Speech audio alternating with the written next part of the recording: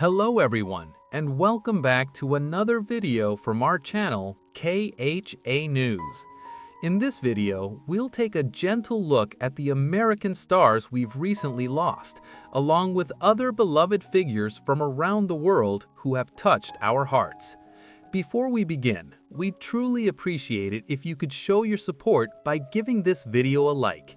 It helps us continue sharing these heartfelt stories. Thank you for being here. Now, let's begin. 1. Ronyell Whitaker, a former professional football defensive back whose career took him from Norfolk, Virginia to the National Football League and beyond, died Sunday, February 22, 2026. He was 46 years old. Born March 19, 1979, Whitaker grew up in Norfolk, Virginia. He was a star football player at Lake Taylor High School in Norfolk before continuing his athletic career at Virginia Tech, where he played defensive back for the Hokies and became a respected leader on the field. Whitaker entered the professional ranks in 2003 as an undrafted free agent signed by the Tampa Bay Buccaneers. He later saw action with the Minnesota Vikings and had a brief stint with the Detroit Lions. His playing career also included time in NFL Europe and the Canadian Football League with the Winnipeg Blue Bombers before his retirement in 2009. After his playing days ended, Whitaker remained connected to the sport and to mentoring young athletes. He served as a defensive backs coach at Chanhassen High School in Minnesota from 2014 to 2018. Beyond coaching, he was the CEO and owner of Whitaker Group LLC, a real estate services firm focused on relocation transactions and short sales. Minnesota Vikings head coach Kevin O'Connell paid tribute to Whitaker's legacy, noting, "He was a humble, soft-spoken, and respectful young man who was proud of his Indiana roots. As a player, he was disciplined, dedicated, and resilient despite facing adversity multiple times as injuries sidelined him throughout his career." 2. Chuck Norris, the martial artist, actor, and cultural icon known for his tough guy persona, died March 19, 2026 at the age of 86. Born Carlos Ray Norris in Ryan, Oklahoma, he first rose to fame as a genuine martial arts champion. While serving in Korea with the United States Air Force, he discovered martial arts and trained rigorously after his discharge, creating his own systems like American Tang Soo Do, winning championships and teaching actors such as Steve McQueen and Marie Osmond. Norris's breakthrough came in 1972 when he starred opposite Bruce Lee in Way of the Dragon, launching a prolific action film career.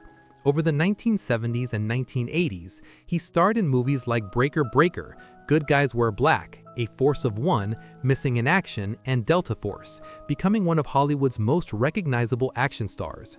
In 1993, Norris began his long-running role on Walker, Texas Ranger, which spanned 9 seasons and over 200 episodes, cementing his status as a television and pop culture icon. His career also included later appearances in films such as The Expendables 2, as well as authorship of books including Black Belt Patriotism 2008 and Against All Odds, My Story. In addition to his entertainment career, Norris became an internet phenomenon, inspiring countless Chuck Norris facts and memes celebrating his legendary toughness.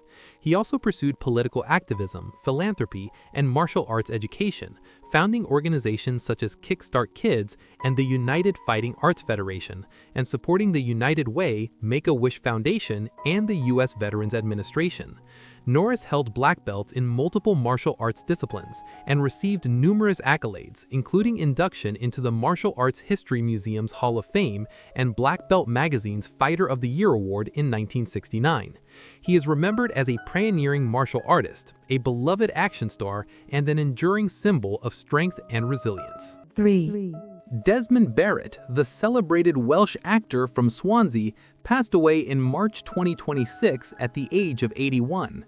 Best known for his remarkable stage work, Barrett brought unforgettable performances to some of Britain's most prestigious theaters. He played Humpty Dumpty in Alice Through the Looking Glass in 1998 and Shylock in The Merchant of Venice at the Chichester Festival Theatre in 2003. In 2004, he took on the iconic role of Pseudolus in a limited-run revival of A Funny Thing Happened on the Way to the Forum at the Royal National Theatre, a production nominated for the 2005 Olivier Award for Outstanding Musical Production. He also portrayed Hector in The History Boys at Wyndham's Theatre, and twice played the Wizard in the West End production of Wicked at the Apollo Victoria Theatre, first in 2008, then again in 2011. Desmond Barrett leads behind a legacy carved in stage lights, a career defined by craft, commitment, and an extraordinary range that few could match. 4. Alexander Klug, German author, philosopher, academic, and film director, passed away on March 25, 2026 in Munich. He was 94 years old. Born in Halberstadt on February 14, 1932, the son of a country physician, Kluge grew up during World War II. He was drafted into the Volkssturm in 1944 and went on to study history, law, and church music at the University of Marburg and in Frankfurt. He received his doctorate in law in 1956. While studying in Frankfurt, Klug befriended the philosopher Theodor W. Adorno, who introduced him to the world of filmmaking. At Adorno's suggestion, Klug began investigating film, and in 1958, Adorno introduced him to German filmmaker Fritz Lang. Kluge worked as an assistant on the making of The Tiger of Eschnapur. He also began writing his earliest stories during this period, serving as legal counsel for the Institute for Social Research, known as the Frankfurt School. His sister, Alexandra Klug, was a film actress. Alexander Klug leaves behind a legacy of intellectual depth and artistic courage that shaped German culture for nearly a century. 5. Jennifer Runyon, the actress beloved for her iconic role in Ghostbusters and the hit sitcom Charles in Charge, has passed away at 65 after a brief battle with cancer. Her family confirmed the heartbreaking news on March 8th, sharing, "Our beloved Jennifer passed away surrounded by her family. She will always be remembered for her love of life and her devotion to her family and friends." And close friend and actress Erin Murphy expressed her grief on social media, writing, "Some people you just know you'll be friends with before you even meet.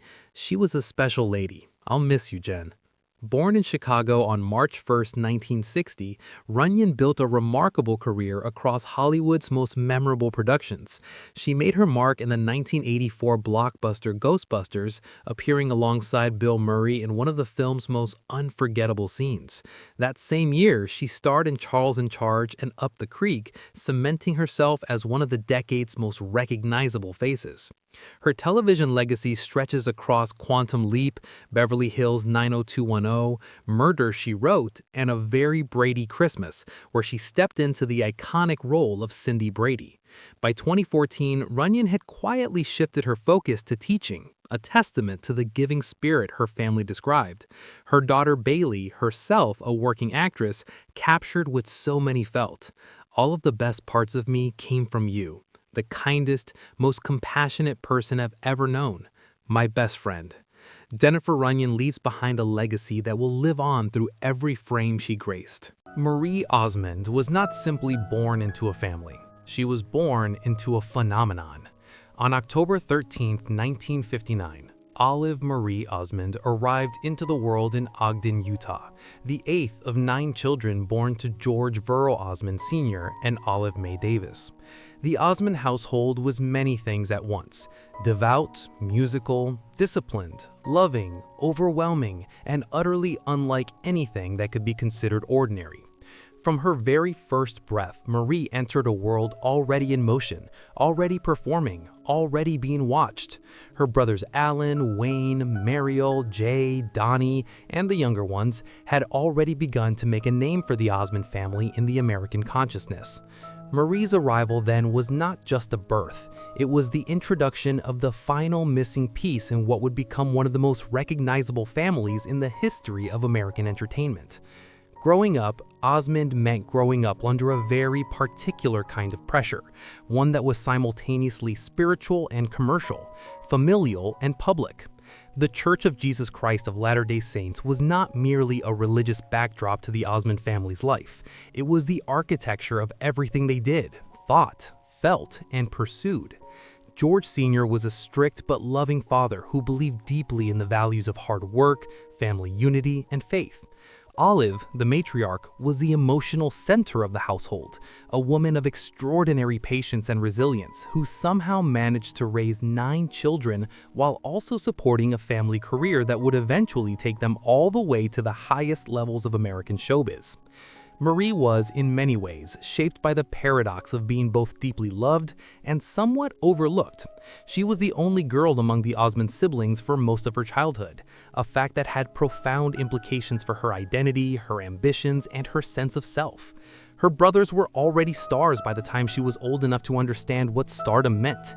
The Osmonds had performed on The Andy Williams Show, had signed with MGM Records, and had become a household name.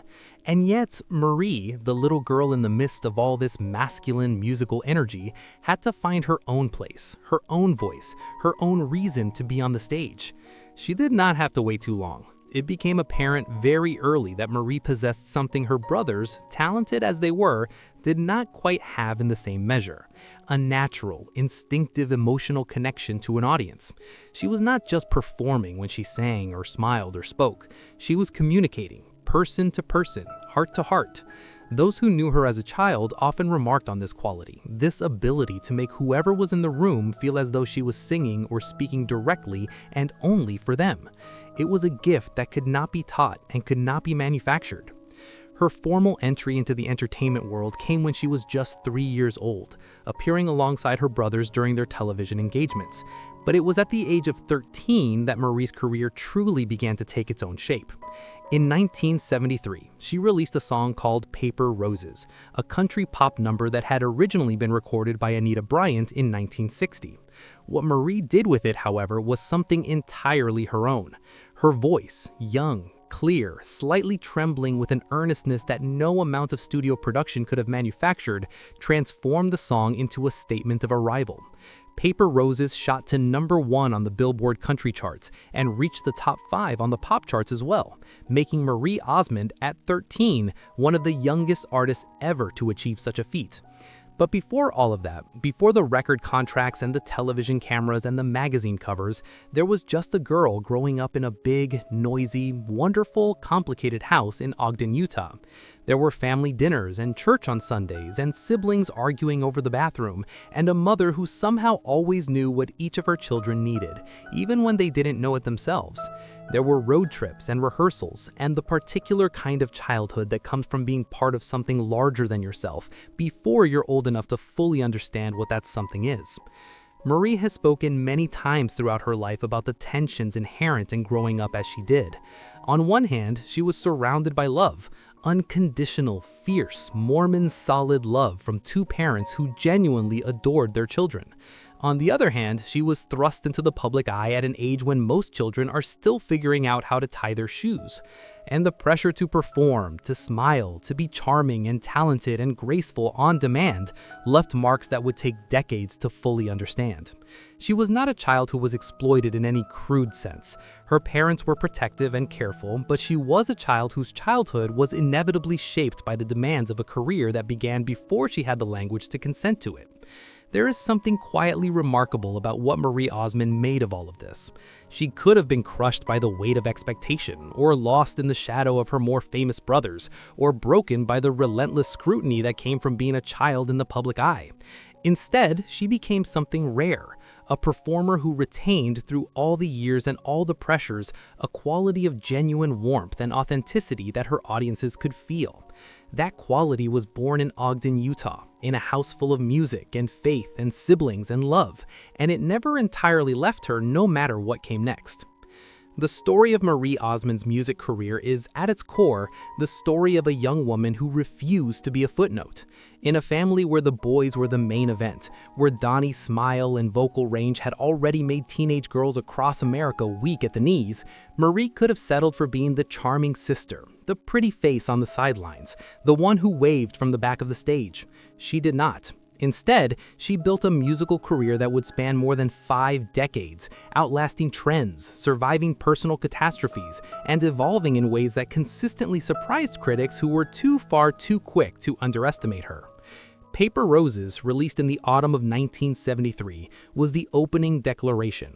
The song itself was not new. It had lived a quiet life in the country pop catalog since Anita Bryant's version over a decade earlier. But what Marie did with it, however, was something entirely her own.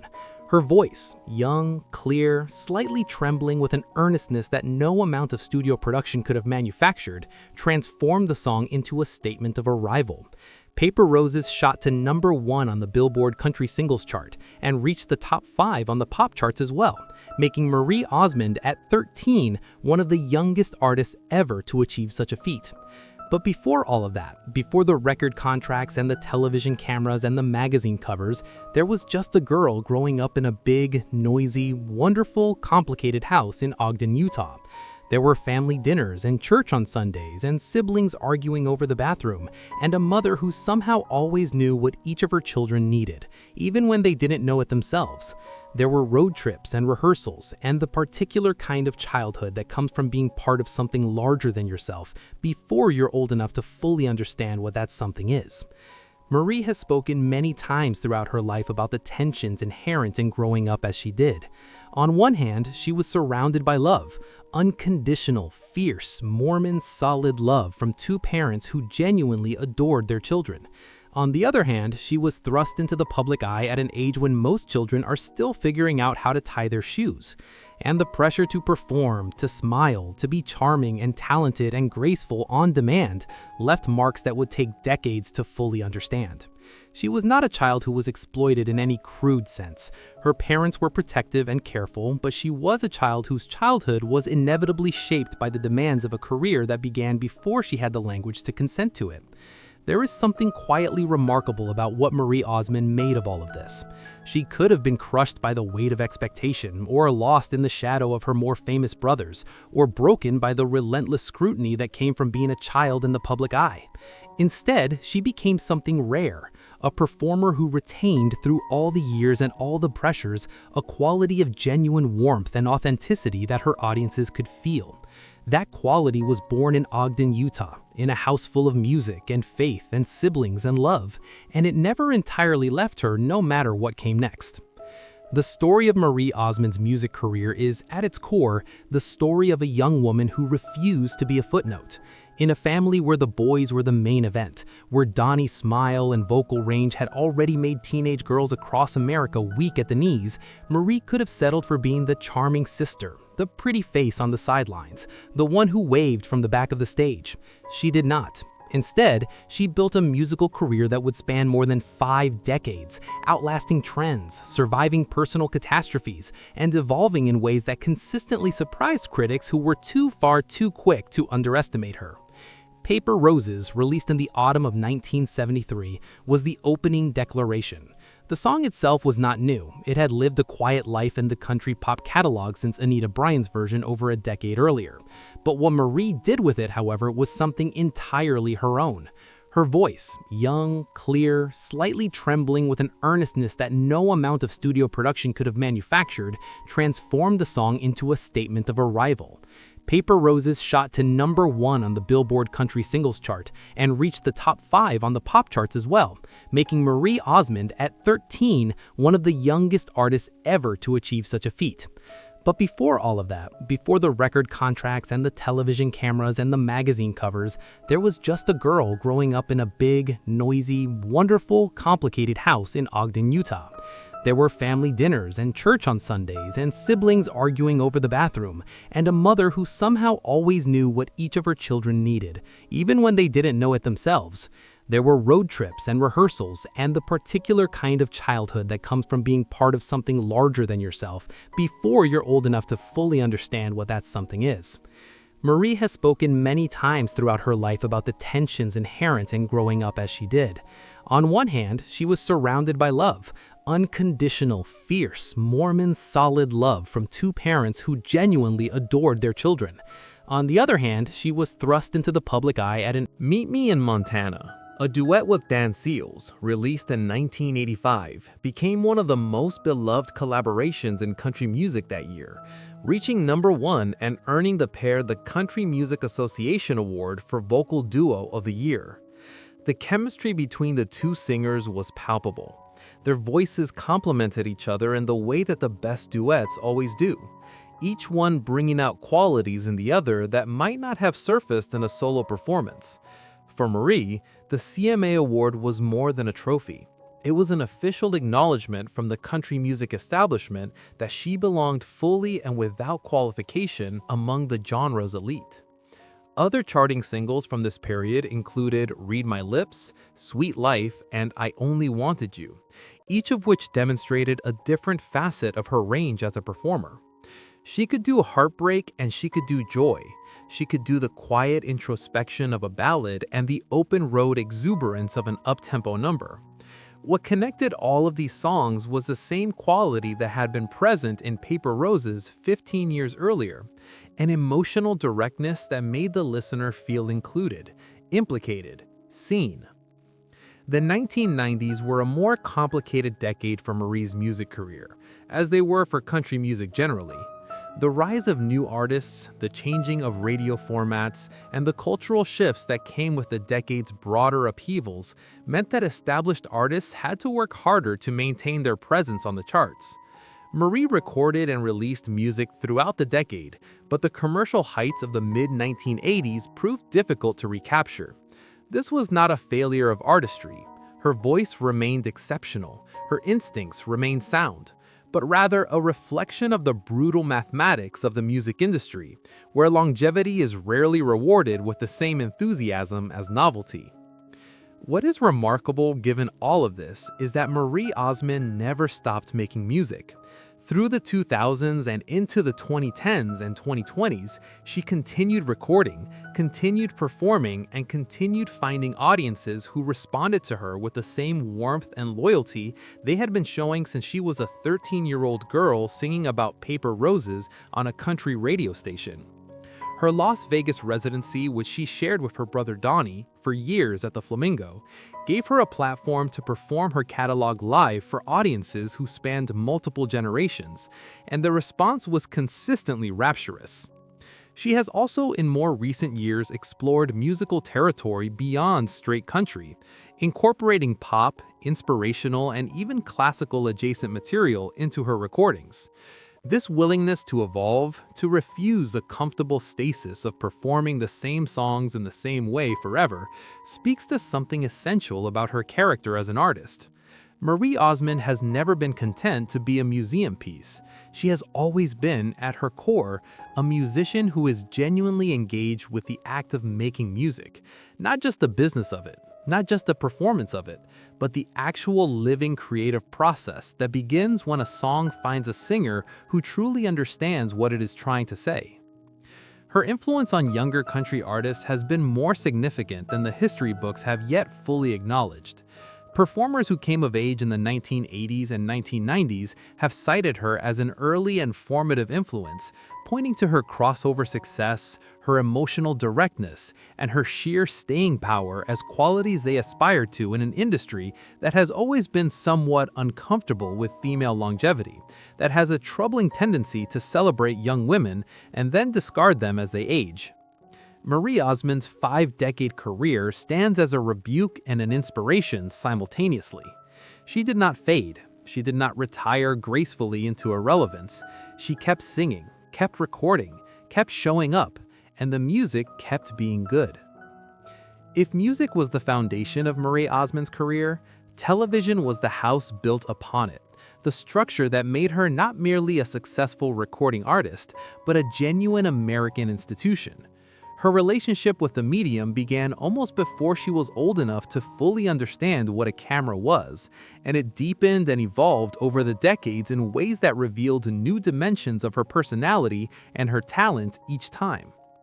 To watch Marie Osmond's television career unfold across 50 years is to watch someone learn in real time and in full public view exactly who she is and what she is capable of. And that process of self-discovery played out under the unforgiving lights of studio sets and live broadcasts is one of the most compelling stories in the history of American entertainment. The first significant chapter of that story began in 1976, when Marie and her brother Donnie launched Donnie and Marie, a variety show that would air on ABC for 4 seasons and become one of the defining cultural artifacts of the late 1970s. The timing, in retrospect, was almost perfectly calibrated. Variety television was at a crossroads in the mid-1970s. The grand old tradition of the variety hour, which had sustained careers from Ed Sullivan to Carol Burnett, was beginning to show its age, and the networks were hungry for something that could inject new life into the format without abandoning its fundamental appeal. Donnie and Marie Osmond, with their combination of musical talent, physical attractiveness, wholesome charm, and the particular kind of sibling chemistry that television has always found irresistible, were exactly what the moment required. Donnie and Marie premiered on January 23, 1976, and its success was immediate and somewhat staggering. The audiences attracted in the tens of millions each week, making it one of the highest-rated programs of its era. Part of the appeal was undeniably the music. Donnie and Marie performed together and separately, showcasing their individual styles while also demonstrating an easy, playful vocal harmony that came from a lifetime of singing in the same family.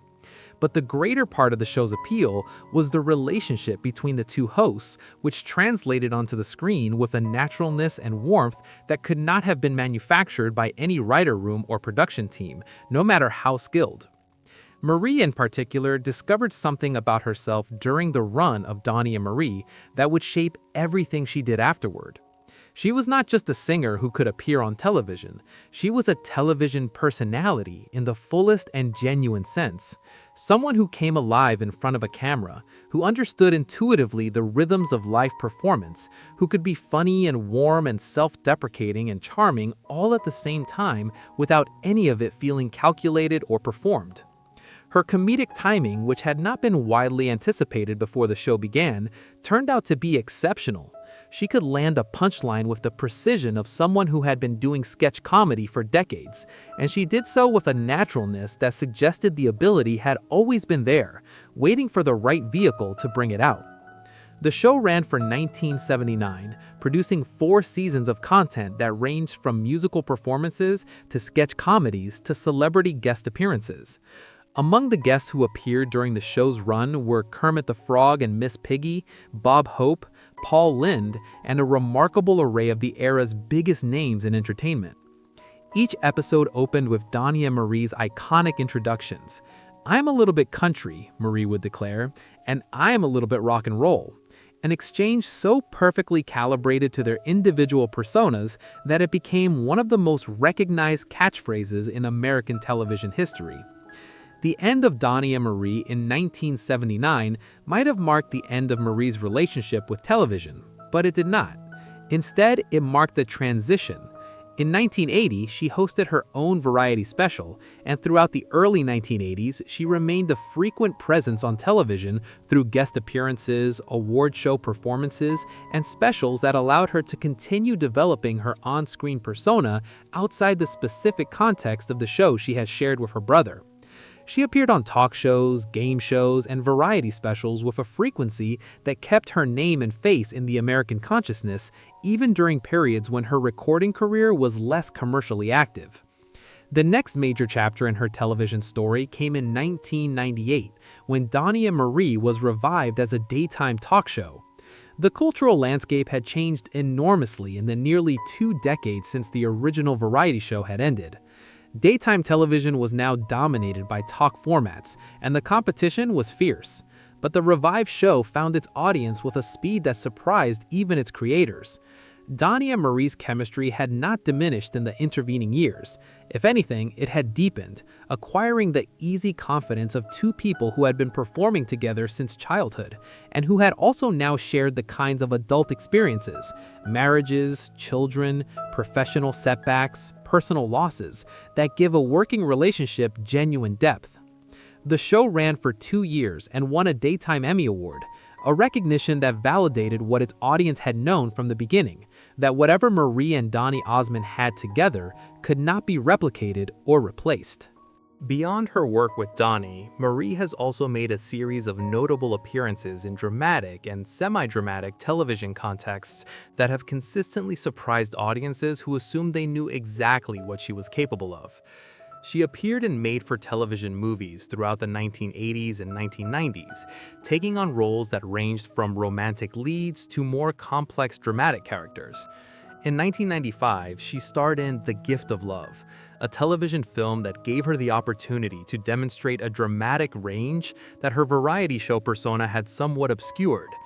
Critics who attended to these projects with fresh eyes often came away struck by the seriousness and commitment she brought to dramatic material.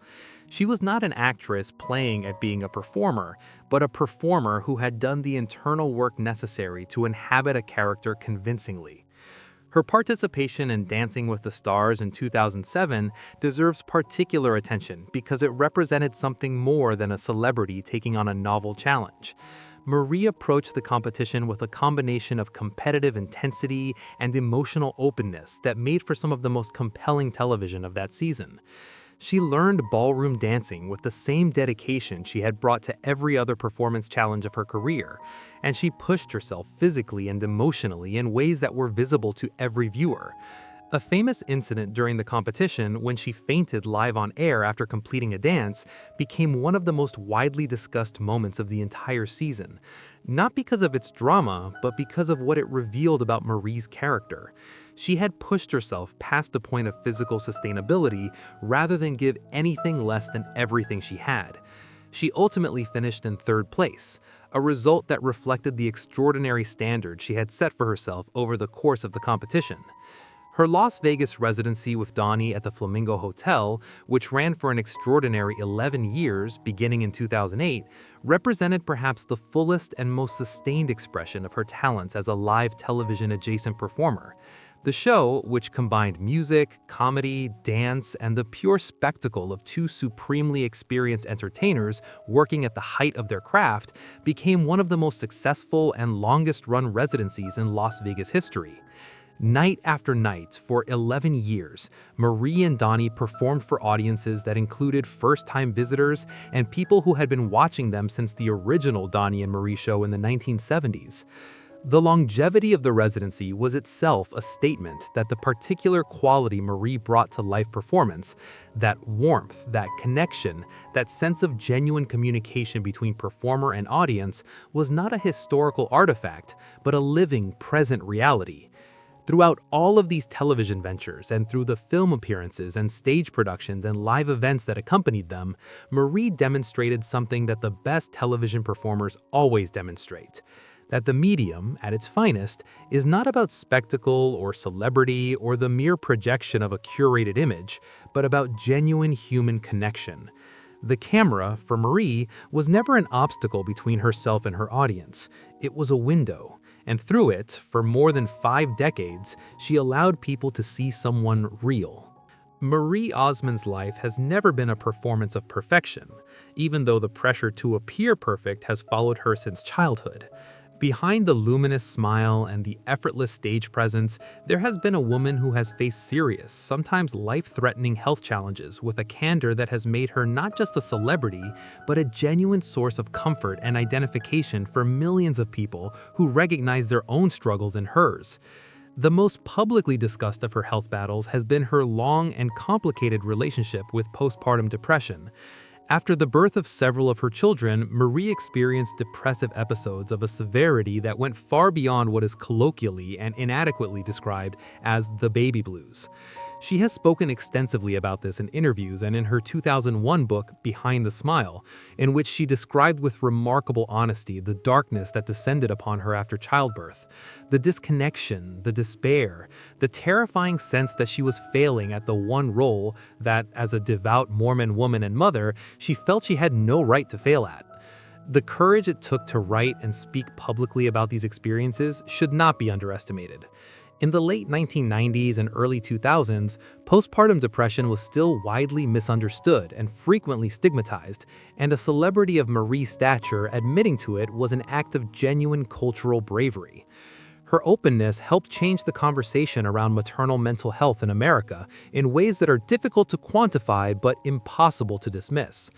She has also been open with her struggles with body image and weight, issues that have followed her throughout a career spent almost entirely in the public eye. The entertainment industry's relationship with women's bodies is, to put it gently, pathological, and Marie spent decades navigating an environment that scrutinized her appearance with a relentlessness that would have broken many people. She has spoken about periods of disordered eating, about the psychological damage done by years of being told explicitly and implicitly that her value as a performer was inseparable from her physical appearance. Her eventual partnership with Nutrisystem as a spokesperson was for her not merely a commercial arrangement, but a personal statement, a declaration that she had found a sustainable, healthy relationship with food and her body after years of struggle, and that she wanted to share that with other women who were fighting the same battle.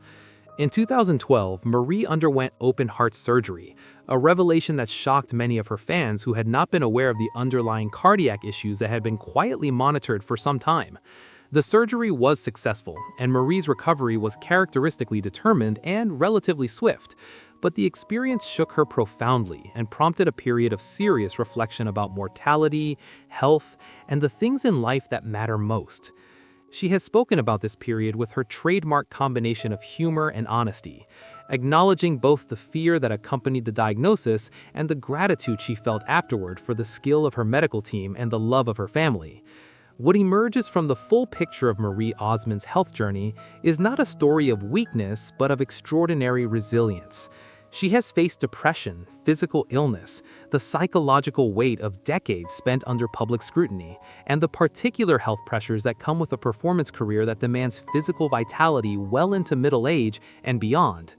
Through all of it, she has maintained a fundamental commitment to honesty, to speaking about her struggles in terms that are real and useful, rather than sanitized and reassuring. That commitment has cost her something, because vulnerability always does, but it has also given her audiences something invaluable: the knowledge that even the most luminous people struggle, and that struggle does not diminish them. There is a particular kind of grief that comes from losing someone before you are ready, and the cruel truth, of course, is that no one is ever truly ready. Marie Osmond has known this grief more than once, in more than one form, and the way she has carried it through her public life says as much about her character as any performance she has ever given on a stage or in front of a camera. The loss that shook her most profoundly, and that she has spoken about with the greatest emotional rawness, was the death of her son, Michael Bryan, on February 26, 2010. Michael, who was 18 years old at the time, died after falling from the window of his LA apartment building. His death was ruled a suicide, and the devastation it brought to Marie was of a kind that no amount of fame or faith or professional success could soften or contextualize. He was her child, he was 18 years old, and he was gone. Marie had spoken publicly about Michael's struggles before his death. He had dealt with substance abuse issues and had spent time in a rehabilitation program, and she had been open about the difficulty of watching a child fight that kind of battle. But nothing in that openness, nothing in any of the preparation that a parent in that situation tries to make, could have readied her for the phone call that came in February 2010. In the days and weeks that followed, Marie retreated from public life, and when she eventually returned, first to the Las Vegas stage, then to broader public appearances, those who knew her well said that something fundamental had shifted. She was still Marie Osmond. She still smiled, still performed, still connected with her audiences with the same warmth and directness that had always defined her. But there was a depth behind her eyes now, a weight that had not been there before in quite the same way. She has spoken about Michael in interviews with a tenderness and an honesty that are genuinely moving. She has talked about the guilt that any parent feels after a child's suicide. The relentless, irrational, consuming question of what she could have done differently, what she missed, what she failed to see or say or provide. She has also spoken about her faith as both a comfort and a complexity in the aftermath of that loss. The Mormon theology of eternal families offering genuine solace on some days, and on others feeling like an insufficient answer to a grief that resisted all consolation. What she has never done is pretend that the loss was something other than what it was, the worst thing that has ever happened to her, the wound that changed everything. Beyond Michael's death, Marie has also navigated the loss of her father, George Osmond Sr., who died in 2007 at the age of 90. George was the patriarch of the Osmond family in every sense, the man whose discipline and faith and ambition had set the entire enterprise in motion, and whose love for his children, though sometimes expressed in the particular stern language of a man of his generation and religion, had never been in genuine doubt. His death, coming as it did, not long before the worst years of Marie's personal life, marked the beginning of a period of profound transition for the entire Osmond family. Her brother, Jimmy Osmond, suffered a stroke in 2019, which deeply affected the family. And the broader experience of watching siblings age and become vulnerable has added another layer to Marie's understanding of loss. Not the sudden, catastrophic loss of Michael's death, but the slower, quieter grief of watching the people you have loved your entire life become mortal in ways you can no longer ignore. Marie's personal life has also included the grief of failed marriages. Her first marriage to Stephen Lyle Craig in 1982 ended in divorce in 1985. She subsequently married Brian Blossel in 1986, with whom she had several children, but that marriage also ended in divorce in 2007, a dissolution that came after years of difficulties and that coincided with a period of considerable personal and professional turbulence. She remarried Stephen Craig in 2011, a decision that surprised many observers, but that Marie has described as a source of genuine joy and stability. A second chance taken with clear eyes and a maturity that the first marriage had not benefited from. Through all of these losses, the death of a child, the death of a parent, the dissolution of marriages, the slow accumulation of smaller griefs that constitute a life fully lived, Marie Osmond has demonstrated a quality that is rarer than talent and rarer than beauty: the capacity to remain open, to keep feeling, keep loving, keep showing up, to refuse the temptation of emotional self-protection that would have made her safer but smaller. It is this quality, perhaps, more than any song she has sung or any show she has hosted, that defines what Marie Osmond truly is. There are people who become famous, and there are people who become meaningful. The distance between those two conditions is vast, and most who achieve the first never quite reach the second. Marie Osmond has spent 5 decades crossing that distance, building something that transcends the ordinary metrics of celebrity, the chart positions, the television ratings, the Las Vegas ticket sales, and becoming, in the fullest sense of the word, a figure who matters to the people who follow her. That mattering is not accidental. It is the product of deliberate choices, sustained commitments, and a genuine orientation toward the world that has expressed itself most clearly in her philanthropic work and her advocacy for causes that are personal, urgent, and deeply connected to her own experience of suffering and survival. The cause to her heart, and the one to which she has devoted the greatest sustained energy, is children's health. In 1989, Marie co-founded the Children's Miracle Network Hospitals, an organization that has become one of the most significant children's health charities in North America. The CMN Hospitals Network supports 170 children's hospitals across the United States and Canada, funding critical care, medical research, and community outreach programs that have directly benefited tens of millions of children over the course of its existence. The scale of what the organization has achieved is genuinely staggering. It has raised more than $8 billion since its founding, money that has translated into equipment, treatments, research, and support services that would not otherwise have existed. Marie's role in creating and sustaining that organization is one of the most significant things she has ever done, and it is also characteristically one of the things she speaks about with the least self-congratulation. She does not treat the CMN hospitals as a monument to her generosity. She treats it as a responsibility, something that needs to be done, that she happens to be in a position to help do, and that she will continue supporting for as long as she is able. Her advocacy for mental health awareness, which grew directly from her own experiences with postpartum depression and from the devastating loss of her son, Michael, has also been a defining feature of her public life.